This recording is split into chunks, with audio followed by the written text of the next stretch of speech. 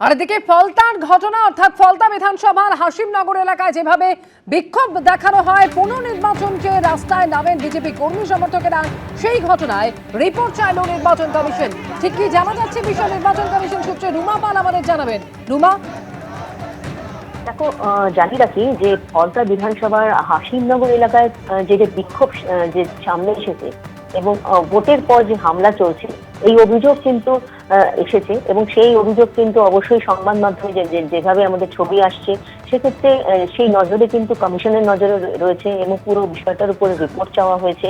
এখানে কি ঘটনা ঘটছে এবং খুব স্বাভাবিক, ভোটের পর এই ধরনের একটা যে হিংসা ছড়িয়েছে, সেক্ষেত্রে কিন্তু পোস্ট পোল ভায়োলেন্স হিসেবেই সেটা দেখা হচ্ছে কমিশনের তরফ থেকে এবং কমিশন পুরো বিষয়টাই রিপোর্ট চাওয়া হয়েছে। খুব স্বাভাবিক যে এই ধরনের ঘটনা যেন না ঘটে এবং সেক্ষেত্রে এই ঘটনা যেন আর পুনরাবৃত্তি না হয়, সেই বিষয়ে কিন্তু কমিশন সতর্ক রয়েছে এবং এই পুরো রিপোর্ট চাওয়ার পরই কিন্তু অ্যাপ্রোপ্রিয়েট যেখানে পরিস্থিতি রয়েছে সেখানে কিন্তু উপযুক্ত ব্যবস্থা নেওয়ার ক্ষেত্রে কিন্তু নির্দেশ দেওয়া হয়েছে। ধন্যবাদ রুমা তোমাকে।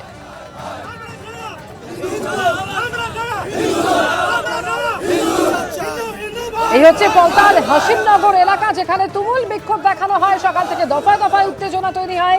বিজেপিকে ভোট দেওয়ার জন্য হামলা চালাচ্ছে তৃণমূল বলে অভিযোগ করছেন বিজেপির সমর্থকেরা এবং গতকালের পর আজও তারা হামলার অভিযোগে সরব হয়েছেন।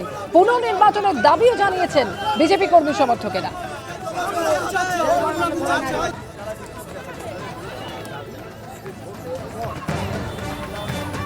আমার নিরাপত্তা চাই, আমাদের নিরাপত্তা চাই, মহিলা নিরাপত্তা চাই, পথে ঘাটে বাড়িতে সব জায়গায় আমাদের নিরাপত্তা দেওয়া হোক।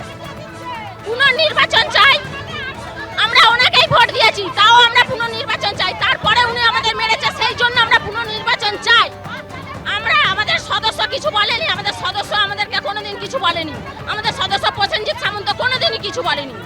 4 তারিখে খুন করবো, রক্তপাত করো, আগুন ধরিয়ে দেবো এই ওটা ইসরায়েল চৌধুরী বলেছে। ইসরায়েল চৌধুরী মানে বাইরে যে গুন্ডা লাগিয়ে দিয়েছে, ওই গুন্ডা যে বলেছে।